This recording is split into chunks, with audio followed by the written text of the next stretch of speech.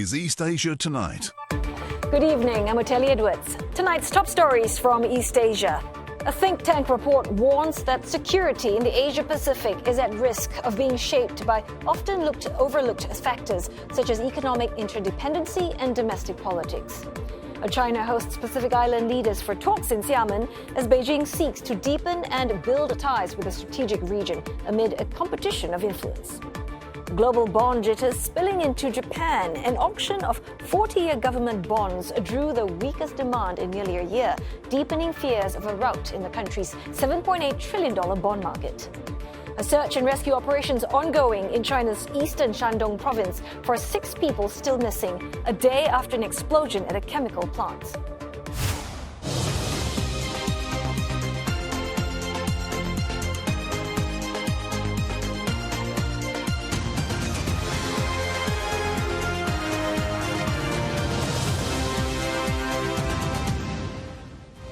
Also in East Asia tonight, China's looking to unravel the mysteries of space. It's set to launch a decade-long mission to collect dust and rock samples from an asteroid and a comet near Earth.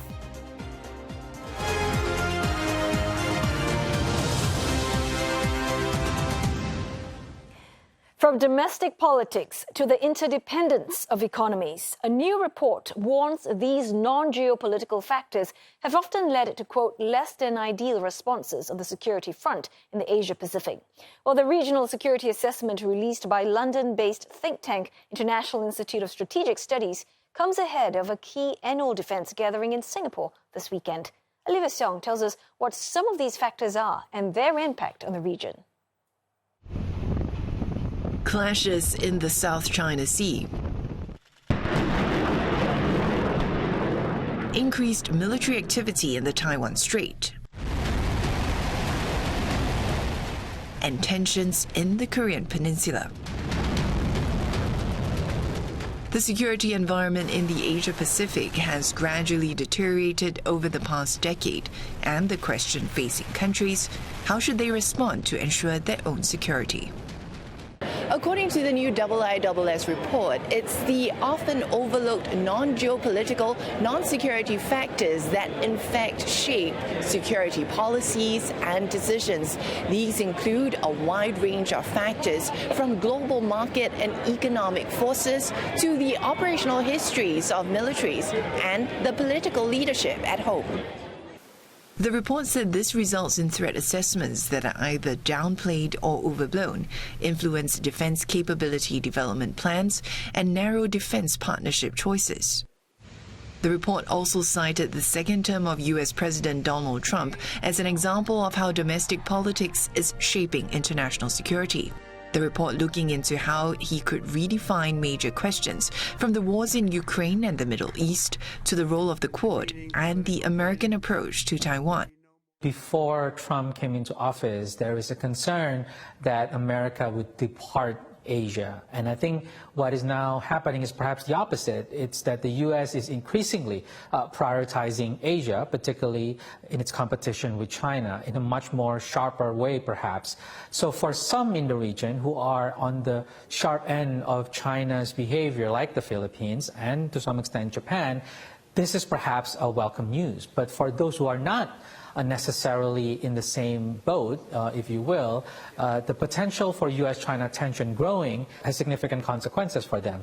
And so this is where I think it's the U.S. also being caught between a rock and a hard place. And it's not just a military problem anymore. There's economics, there's technology, there's finance. And so the increasingly cross-domain competition is where the dance actually will become much more difficult. This has an impact on Northeast Asia, which the report warned could become more polarized amid growing ties between China, North Korea, and Russia, even though the trio have stopped short of a formal trilateral alliance. This development has increasingly informed Japan's strategic outlook as the country looks to diversify its close partners and build a multi-layered network beyond its alliance with the U.S. For instance, Japan has sought to improve ties with South Korea and broaden collaboration with the Philippines and Australia. like-minded countries that share concerns over what's seen as Beijing's assertive behavior in the South China Sea and the Chinese military's deployments to the Pacific Islands. Olivia Xiong, CNA, Singapore. For further insights, Olivia and the report's editor, Mr. Laxmana, will be joining us live later this hour on East Asia Tonight. A top Chinese diplomat, Wang Yi, will be hosting leaders from Pacific Island nations in Xiamen over the next 2 days. Delegations from 11 nations in the strategically important region have gathered in Fujian province for the summit, including those from Solomon Islands, Kiribati and Nauru, who shifted diplomatic allegiance from Taiwan to China in recent years. But representatives from Palau, Tuvalu and the Marshall Islands will not be attending the meeting. They are the 3 remaining Pacific Island nations that maintain formal relations with Taiwan. CNA's Tan Yuguan joins us live now from Shanghai for more. Yuguan, first up, let's talk about some of the issues that's likely to be high on the agenda at the forum. Well, the forum is essentially serving as a regular communication mechanism between China and the Pacific Island nations.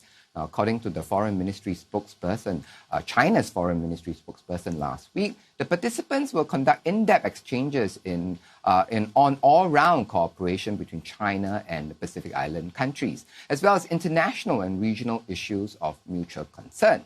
According to state-run media, the meeting will focus on key topics such as disaster prevention, poverty reduction, sustainable agriculture. Now, according to reports out of Solomon Islands, this third meeting will review the progress made since the second meeting in Fiji in 2022 and chart the future course of comprehensive partnership between China and the Pacific Island nations. Watchers expect pragmatic cooperation and mutual benefit to be keywords at these forums when it comes to this partnership. And of course, China's diplomatic framework for engaging the island nations often emphasizes the 4 aspects, which aligns with China's long-held stance of non-interference when it comes to the internal matters of other countries. Now, these so-called 4 aspects are essentially respect for sovereignty, respect for each country's development path, respect for the will of the people, and as well as respect for the culture of the countries. So one clear area of possible win-win cooperation between the 2 sides is in the green energy generation. Now, given China's strength in solar panels and wind turbines, China can meet the needs of these Pacific Island nations for energy for development. Oteli? Well, those needs aside, let's talk about the timing of it. China expanding its diplomatic outreach with these island nations in the Pacific. Well, China is expanding its influence in this region. It's a strategic move for sure. For one, historically, both these regions had many countries that diplomatically recognize Taiwan. In fact, more than half of those countries that currently recognize Taiwan are from these 2 regions. Now, so by building strong diplomatic ties with these countries and demonstrating the benefits associated with Beijing in terms of loans and access to China's huge market, Beijing can help thwart Taiwan's efforts to keep the remaining allies in these 2 regions. Now, these countries can also help China gain support in international forums. Diplomacy aside, these regions can serve as markets for Chinese goods, now finding less receptive markets in the West. The Pacific Island nations, for example, is in need of tourism infrastructure, telecommunications, and consumer goods. Although the size of the markets are limited and their populations are dispersed, but China also met up with Latin America leaders last week, and the Latin America is quite a different matter altogether. It has about 650 million people. That's comparable to the EU. Countries like Brazil, Mexico, Argentina, and Chile are G20 countries or upper middle income countries with growing urban middle classes who are already buying Chinese imports. What's more, both regions are important sources of raw materials as well. Latin America, for one, is an important source of agricultural products. Some Pacific Island nations are becoming a known source of rare earths critical to China's high-tech industries. Although they haven't yet become critical sources, they could, in the future, supplement China's supplies and help China maintain its stranglehold on processed rare earths. Last but not least, by maintaining strong economic and diplomatic ties to these regions, China can counter American and Australian influence in the regions and also, promote its worldview of a multipolar world. Oteli? Well, thanks for sharing. CNA's Tan Yu-Guan speaking to us from Shanghai. Search operations underway for 6 people still missing after a blast rocked a chemical plant in the eastern Chinese province of Shandong. 5 people were killed in yesterday's explosion and 19 others injured. Well, smoke can still be seen lingering over the ruins of the facility a day after the blast. The explosion shattered windows of buildings and houses as far as a kilometer away, and streets leading up to the plant are now deserted. The cause of the incident is still not known. Well, the explosion happened just before noon on Tuesday, sending plumes of thick orange and black smoke into the sky. More than 200 emergency workers were sent to the scene. An environmental team is also conducting tests at the site and urged residents nearby to wear face masks in the meantime. Now, this facility is located in the city of Gaomi. It's operated by Shandong Youdao Chemical and produces chemical components for pesticides and pharmaceuticals. Staying in China, the country's Met Center has issued alerts for heavy rain and flooding in the country's southern regions, forecasting the most intense storms of the year so far. It has warned of high risk of floods and landslides in mountainous areas.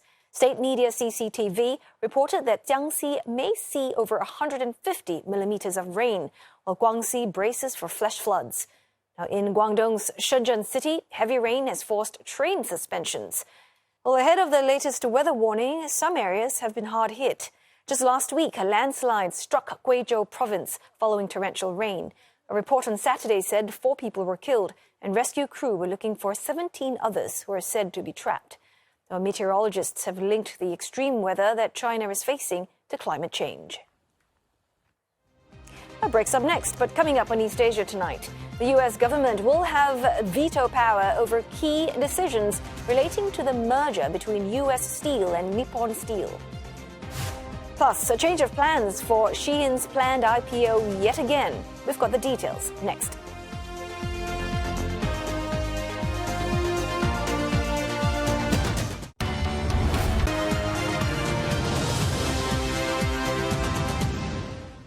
Hello again. Business News is up next with Roland Lim. Roland, a weak Japanese debt sale pretty much weighing on investors' mind today?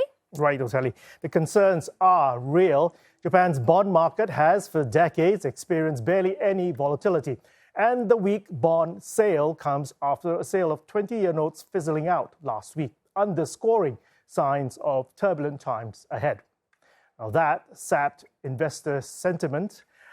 Japan's Nikkei 225 shed early gains as much as 1.2% to end the day flat. Demand for Japanese long-term debt fell to its lowest since November at an auction for 40-year Japanese bonds.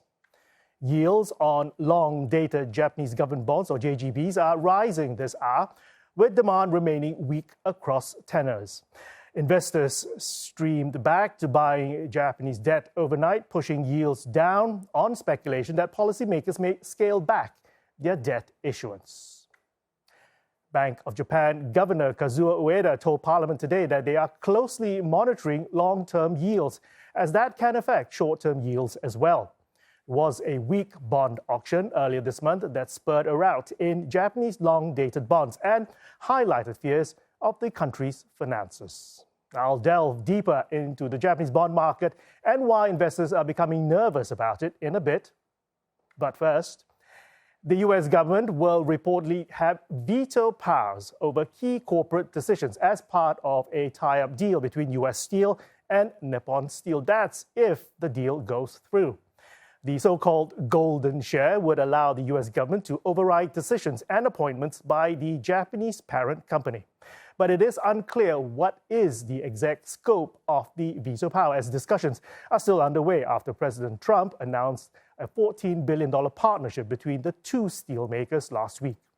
The Nikkei adds that US Steel will likely be delisted if the deal goes through, as US companies are not allowed to issue golden shares. Shares of Nippon Steel lost ground by the close in Tokyo, while US Steel rose close to 2% higher overnight on Wall Street. Automaker Nissan is reportedly seeking to raise more than $7 billion through a mix of bonds and asset sales and a further $1.4 billion loan backed by the UK government. Now, that's as the automaker seeks to reverse its fortunes as it faces record losses. The struggling automaker planning to issue more than $4 billion in convertible securities and bonds, as well as selling its stake in Renault and battery maker IISS Group and its own plants in South Africa and Mexico. The automaker's own Yokohama headquarters and US properties are also reportedly being considered as well. Shares of Nissan ending the day in the red after jumping by as much as 4.6% earlier following the news. Xiamen is now looking to list in Hong Kong after the online fast fashion retailer's proposed IPO in London failed to secure the green light from Chinese regulators. Reuters citing sources say the Chinese firm aims to file a draft prospectus with the Hong Kong Stock Exchange in the coming weeks and plans to go public in the Asian financial hub within the year. It had secured approval from Britain's Financial Conduct Authority for its London IPO in March, but has since failed to convince Chinese regulators for a go-ahead. Experts say trade tensions with the US could have exacerbated the wariness of Beijing and the regulators in granting approval. Before its attempt to list in London, Xiamen had pursued a listing in New York as part of its efforts to gain legitimacy as a global rather than a Chinese company and access it to a wider pool of large Western investors. The Asian Infrastructure Investment Bank, or AIIB, is reportedly looking to open new offices in Hong Kong and Singapore. It would be the Beijing-based lender's largest expansion since it began operations 9 years ago.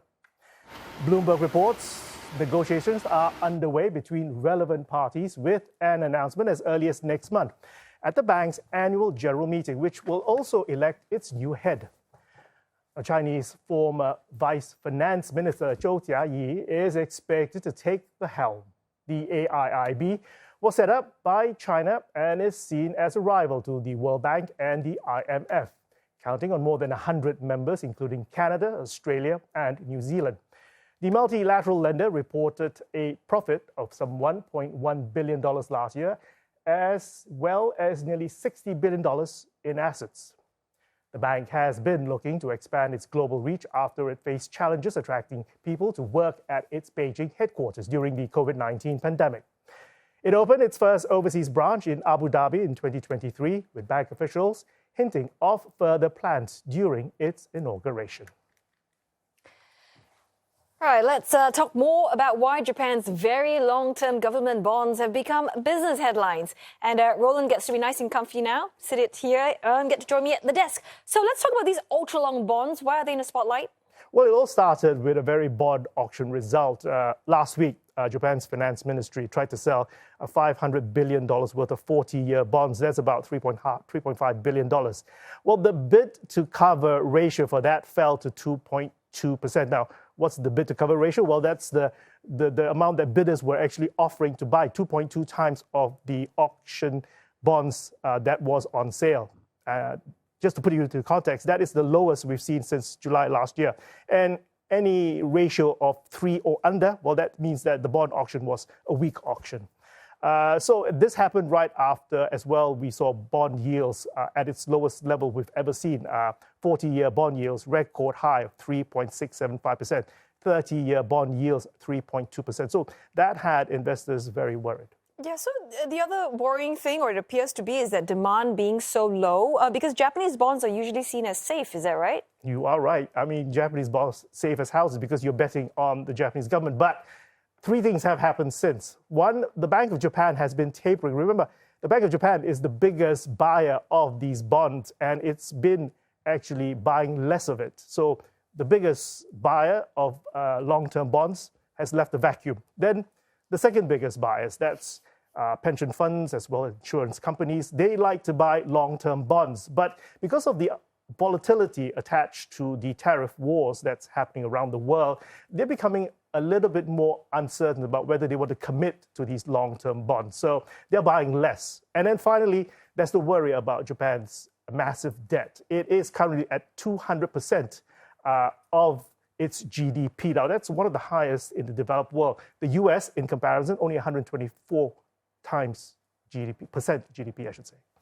So we've got yields jumping, auctions are soft. What then do you think the government and central bank should be doing about it? Well, the Ministry of Finance has already taken steps. It's actually sending out a very rare survey to these big-time bond brokers and dealers, as well as big-time bond buyers. And what they're trying to do is basically gauge the demand actually exists for these long-term bonds. And it's a way of building consensus so that they can perhaps calibrate at their next issuance rather than surprise the markets with a much lower amount of bonds to be issued. So the market's interpreting this really as that, yes, the government is going to be cutting 40-year long-term bond yields, bond issuance by a bit. In fact, they're estimating it could be up to as much as 3 trillion yen. That's about 21 billion US dollars. So if anything less than that, well, they're going to be wondering whether the Japanese government is actually taking things seriously. So all in, how are the investors reacting, and how's this going to play out moving forward? It's been mixed. The only bright spot is that, remember, 90% of all Japanese debt is actually owed by the Japanese themselves. It's a domestic market. So they don't actually have to rely on foreign investors to buy into the government bond market. MUFG, JP Morgan say that the survey really reflects a concern about what's going on with the Japanese finances. Barclays is also warning that if the issuance cut isn't as big as that 3 trillion yen I mentioned, well, then the markets are going to trigger another sell-off. The only bright spot was State Street, who says that these are just technical problems and not structural, and that the markets will eventually calm down. So it's going to be a pretty nervous bond market going forward for the Japanese. Okay, well, thanks very much for that analysis. Rolling them there from the business desk.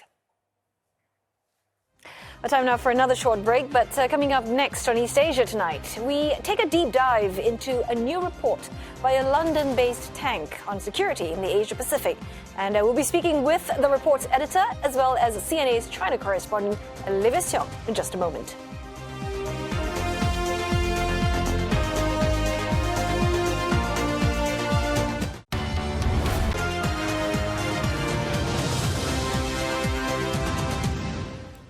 Hello again, you're watching East Asia tonight, and here are the headlines we've been following. Global bond jitters spilling into Japan. An auction of 40-year government debt drew the weakest demand in nearly a year, deepening fears of a rout in the country's $7.8 trillion bond market. China hosts Pacific Island leaders for talks in Xiamen as Beijing seeks to build ties amid increasing competition for influence in the strategic region. And a London-based think tank warns in its latest security assessment that factors ranging from domestic politics to the interdependence of economies can have what it calls a less than ideal impact on Asia-Pacific security. It also cautions against a more polarized Northeast Asia as ties grow between China, North Korea and Russia amid worsening relations with the US and the West. The security assessment comes ahead of a key annual defense gathering in Singapore this weekend. To unpack the report, I am joined by Dr. Evan Laxmana, editor of the IISS Asia Pacific Regional Security Assessment, and of course our China correspondent Olivia Xiong. Well, thanks for joining us in the studio, Olivia, as well as Dr. Laxmana. Let's just talk about that report, specifically highlighting that these non-geopolitical factors have been shaped by trends which has often been called less than ideal outcomes. Can you help our viewers understand what exactly do you mean by less than ideal? Sure. First of all, I think when we think of a security assessment and security calculus, we tend to think of it somewhat linearly, which is if there's a threat, here's how we should respond, and here's the best way to respond. Now, the problem is that when you have factors like domestic politics, when you have issues like economic interdependence, the globalization of the defense industry, those responses may not be straightforward. You may think that the threat is of a particular nature, but the tools available to you may not be readily available unless you have a pre-existing relationship relationship with certain companies. The issues of domestic politics might direct you towards a particular a kind of relationship which may not be necessarily what you need for that particular threat situation. In fact, some of those political relationships might actually be a negative in the broader security assessment. So in that sense, there are these sort of non-security and non-geopolitical factors that often filters out some of these security developments around the region. And so the response may not always be straightforward or strategically designed to meet that particular response in terms of a particular threat. So in that sense, the outcome is never a straightforward process, and the results tend to be less than ideal. Less than ideal, but does that mean increased tensions in the Asia-Pacific? Absolutely. When we consider the fact that when countries develop their defense capabilities, what they're thinking is we are responding to a specific set of threats, and therefore we are only seeking to defend ourselves. But for a country next door, that might be seen as a potentially offensive development because you are building these capabilities, it might be used against us. So this is what is known as the security dilemma in the region. An act of what in their mind is an act of self-defense could be perceived as offensive. And this is what I think is driving some of these dynamics. They're not ideal, and it's not what they intended, but it does, I think, create a cycle of tension around the region. Talking about these non-security factors, some of them include global market and economic forces, the operational histories of militaries, and domestic politics, like you mentioned. But these aren't exactly new. They have existed since time began, perhaps. But the fact that you're highlighting this in this year's report, are you saying that these are taking more prominence now? There's a greater overlap of non-security and security considerations? I think certainly these are long-held trends. These are deeply structural issues and trends that we are looking at maybe in the last 10, 20 years, certainly. But I do think the geopolitical dynamic right now have brought us more inflection points in the last few years, whether it's the conflict in Ukraine, the Middle East, India, Pakistan, but also developments in the Taiwan Strait, South China Sea, and even Korean Peninsula. So you have perhaps somewhat of a perfect storm where there are deeply concerning long-term trends meeting with contemporary inflection points. And this is where I think militaries and countries around the region are trying to find answers to perhaps old questions, as we've seen with regards to Taiwan, South China Sea, and India and Pakistan. But the dynamics is very different. The strategic environment is different. The relationships is different. And technology is certainly very different. So yeah, some of these old drivers of tension and conflict remain, but the spark, I think, are often new. Well, this report actually is very timely, comes ahead of the SLD, which is organized by IISS. We will be looking forward to the U.S. Defense Secretary, Pete Hegseth. Well, he's not new to Asia. You know, he's been to the Philippines before. And just before I ask you the next question, there is a snippet from Mr. Hegseth that let's listen in and pick up from there. I look forward to discussing the need for credible deterrence in this region, including across the Taiwan Strait. And Japan is our indispensable partner in deterring communist Chinese military aggression. So those remarks there, I mean, we can pretty much gauge what Beijing's reaction is. But can you just help us understand, in terms of U.S. engagement in Asia-Pacific under the Trump administration, the second one, 4 months in, how would you assess their level of engagement and also the message that Washington has been sending? I think when it comes to Asia, the message is certainly we are now prioritizing Asia above all else. In fact, the competition with China is top priority. We certainly see this from the Secretary, but also from his Undersecretary, Elbridge Colby, in which China is the defining competition for the United States. So everything else would have to come second to that. And I think for some in this part of the world, that's certainly a welcome message, because one of the concerns has always been how to deter sort of coercive behavior in the region, particularly from China. But for the other parts of the region who are not necessarily bounded by the alliance to the United States, such commitment can also imply growing tension with China. And so with the U.S. and China increasingly sharpening their edges, locked in a mutually exclusionary competition, as in if you're part of my network, you cannot be part of the other network, I think that's not very assuring for those who are not part of the U.S. alliance. In fact, I think in general, many would say tensions in general is not necessarily welcome. So it depends not about if the U.S. is committed to Asia, but it's how and to what extent the U.S. is committed. If the U.S. is committed on the military deterrence, as Secretary Hexat said in Japan, that's great, but ideally that's also paired with assurance. Ideally, that's also paired with channels of communication, crisis management mechanisms, multilateralism. So it's not just all on the military side. So what is missing is not the military side, because I think that's pretty clear. The presence is pretty clear. What's missing is the non-military side. And this is what I hope we'll get to see more at the dialogue this weekend. And I mean, we've just been talking months about U.S. tariffs. You know, that's also another form of tension.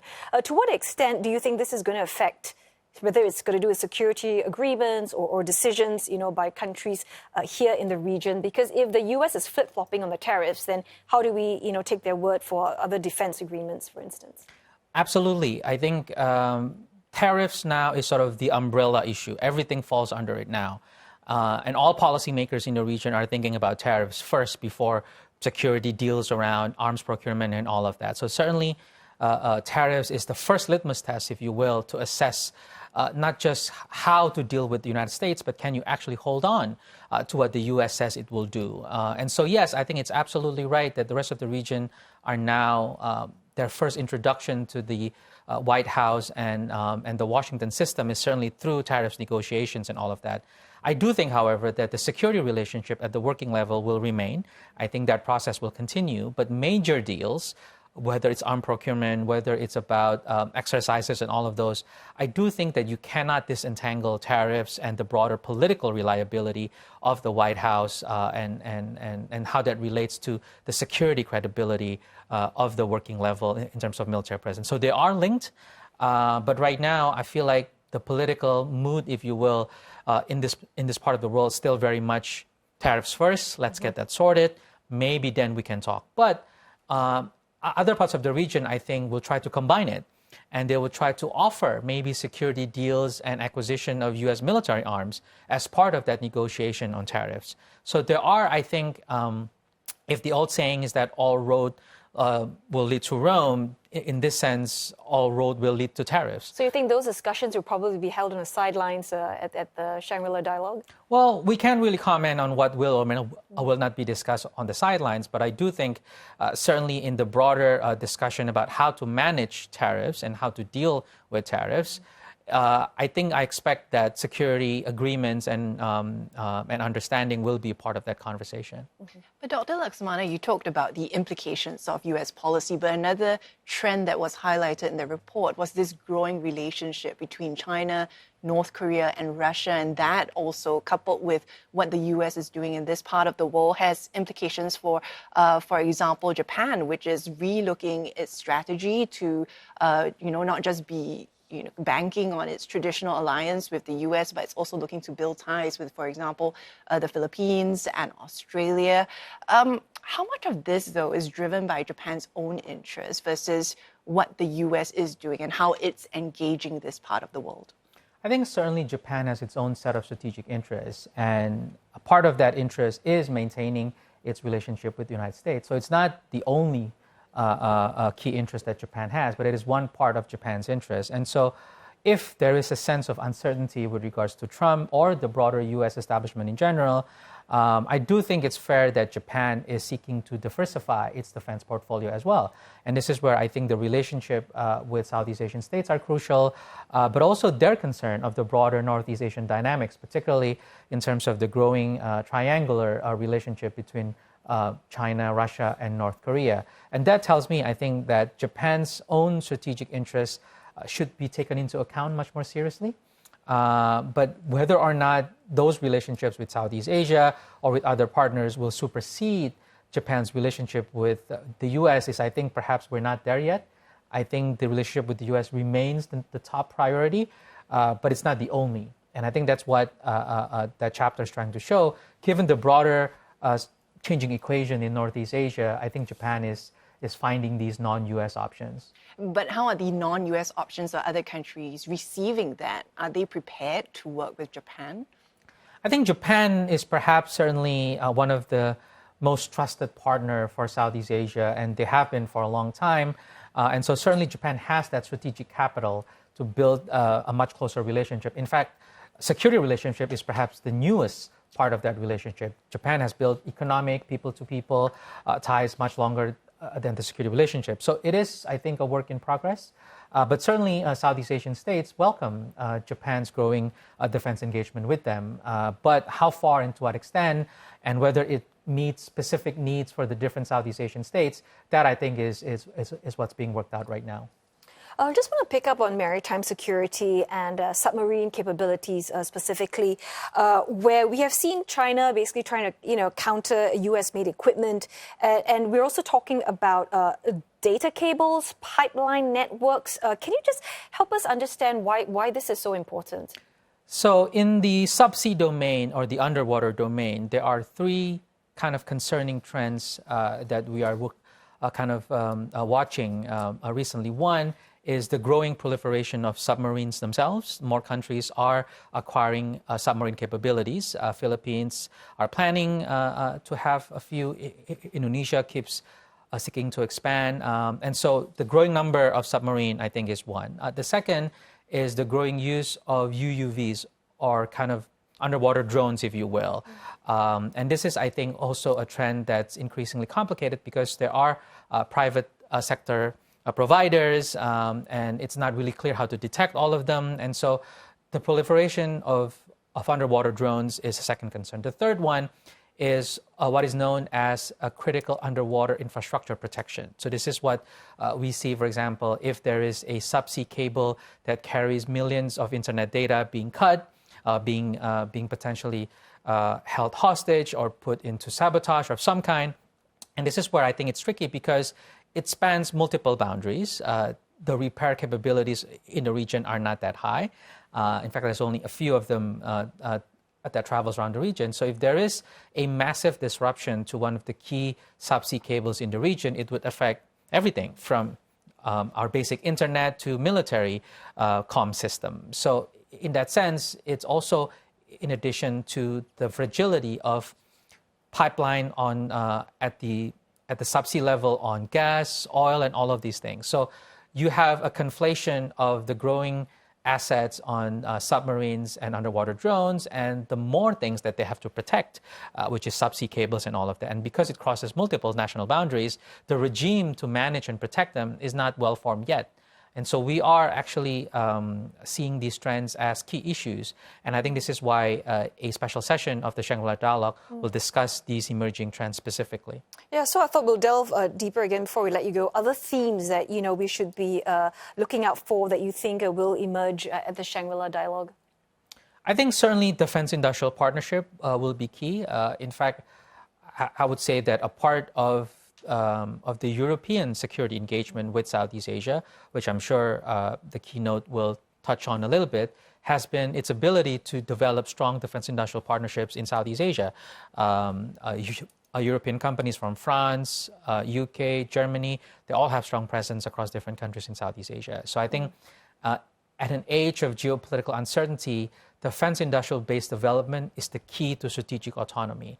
And so I think that will be a key point that will be discussed tomorrow. Oh, quite a lot to look forward to. And Ollie, I know you've covered the Shangri-La Dialogue for a good number of years now, and you're going to be activated over the weekend. Evan and I both will be pretty busy. Very busy indeed. But yourself, just very quickly, what will you be looking out for? One of the big things everyone's looking out for is the Chinese delegation. Are they going to be represented by its Defense Minister Dong Jun? He attended the Shangri-La Dialogue last year for the first time, gave a plenary speech, held multiple bilateral meetings, but the Chinese side, as of now, has not confirmed that he will be attending, even though they have been sending their Defense Minister to the gathering since 2019. And it has been a platform for them to lay out their position on a whole range of security issues. So the question is, are they going to attend with the defense minister? If not, who will be leading the delegation? And then what signal does that send to Asia and the US with the new Trump administration in place? So much to talk about. Okay, we'll certainly be looking out for that. Thanks so very much, Olivia, as well as Dr. Laxmana. Thanks for coming into our studio. And I was just talking to Dr. Evan Laxmana, editor of the IISS Asia Pacific Regional Security Assessment, and to our China correspondent, Olivia Seong, as well.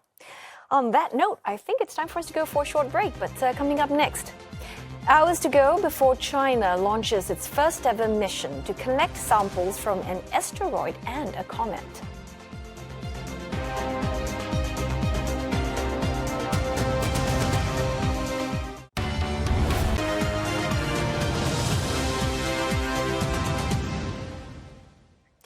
China's space agency is all set to launch its first mission to recover dust and rocks from objects orbiting in the solar system using a robotic probe.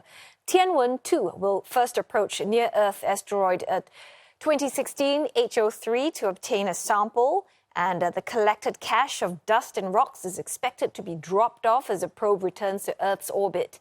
Tianwen-2 will then use Earth's gravity as a slingshot to head to a comet that is named 311P. Now, the probe will use a so-called touch-and-go technique to briefly land on the surface, and then it will fire a projectile to stir up dust particles for sample collection before lifting off. A Japanese mission used this technique to successfully bring asteroid samples back to Earth in 2020.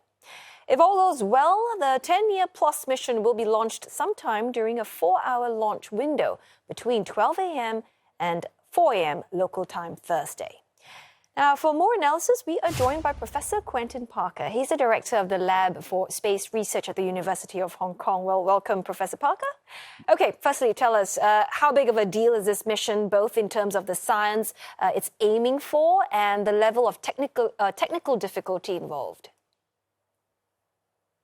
Well, I think this is very exciting because China hasn't attempted to do a mission of this kind before.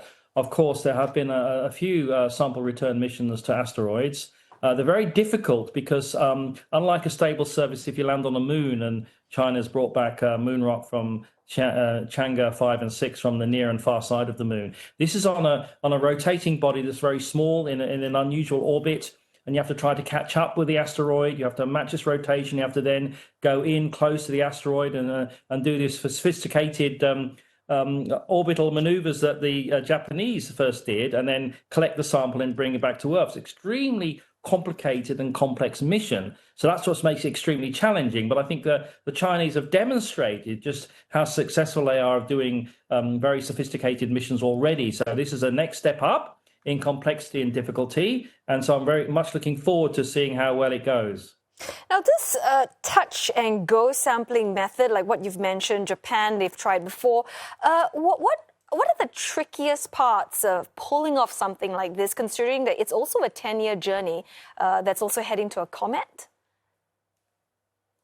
Yes, I mean, if it's successful with the asteroid first and they manage to collect a sample and then come back to the Earth and then relay it back to Earth and then carry on for another 7 years and catch up to a comet and you use all sorts of remote sensing probes to find out about the comet structure, etc. And so, you know, it's not just to an asteroid and back. The Chinese are going to an asteroid and back and then onto a comet. So it's actually quite a long term and very complex mission with lots of different elements to it. And so that's what's making it a very sophisticated program, actually. And if they're able to accomplish all this, it once again just demonstrates, you know, the capacity and capability of the very ambitious, and up to this point, you would have to say, very successful Chinese deep space exploration program, notwithstanding the Chinese space station and everything else they're planning as well. So it's very complex. It's about going to and back and then on a comet again. So they're going to be retrieving, right, all these samples from the asteroids and the comets. And why is it so valuable? No, they won't be retrieving samples from the comet. I mean, they're not retrieving samples, as far as I know, from the comet, because they're already, the capability to retrieve it is from the asteroid. The comet is to catch up to it and observe the comet with a suite of different scientific instruments on board the spacecraft. To do all sorts of different experiments to find out about the comet structure and what it's made of and other things like that. So yes, they will be returning samples of material from the asteroid. Now, the thing about this asteroid is once they chose this asteroid, other studies were done to look at, okay, they're looking at this object Y, it's a very unusual orbit. And they think it's actually made of moon stuff, that it may have been ejected from the moon. And of course, if you're able to then test that hypothesis by bringing that sample back to Earth and then comparing it to the moon rock that China's already got from its Chang'e 5 and Chang'e 6 missions. Well, thanks for clarifying that, Professor. Okay, I'll talk about China. They've clearly put in a lot of effort, consistent effort into all these launches. How important is this mission for China to stay ahead in what's looking like to be a new kind of a space race? Yes, all this talk about space race, I'm not a fan of that kind of language, to be honest with you. But look, it depends on your perspective. Certainly, America, the Europeans, India, and China and Russia to some extent now, much less than before, are the major space powers on the globe at the moment. And they've all got various missions and profiles and plans and ambitions. And I think China, amongst them, is demonstrating, I think, to the world that its very ambitious space program is delivering for them. They've got a very ambitious missions to the moon and to Mars, and and to a space telescope and deep space exploration, and now with this mission to an asteroid and onto a comet.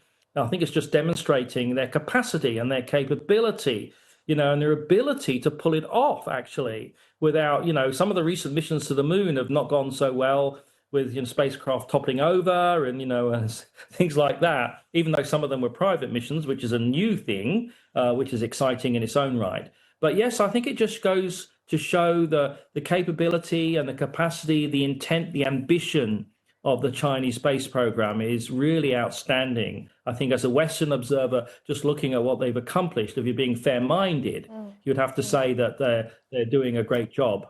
So just looking ahead, if this mission is a success, what kind of doors could this open for China's next steps in space? I mean, are we going to see more bold missions, exploratory ones?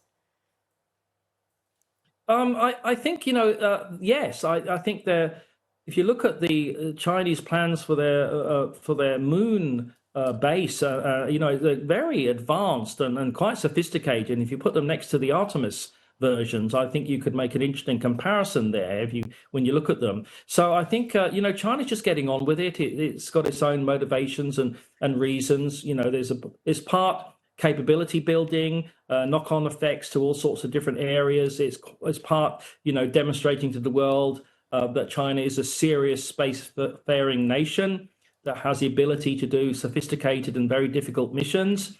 And I'd like to, and also that China's demonstrated as well that it's open to international collaboration. They've just made out an international call for international payloads on a mission to Mars. They're calling out for experiments on their space station, international. And so, I think they are genuine in trying to collaborate and to be international in their outlook and in how they share. I mean, they've just shared some Chang'e 5 moon rock with universities in both in the United States and in the United Kingdom.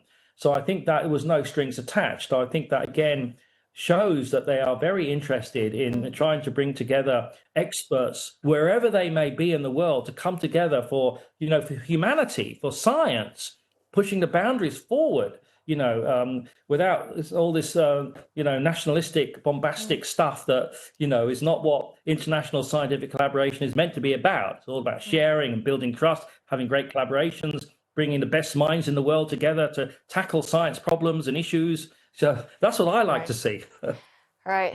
Well, I always enjoy talking to you. I learned so very much. Thank you again, Professor Quentin Parker, Director of the Lab for Space Research at the University of Hong Kong.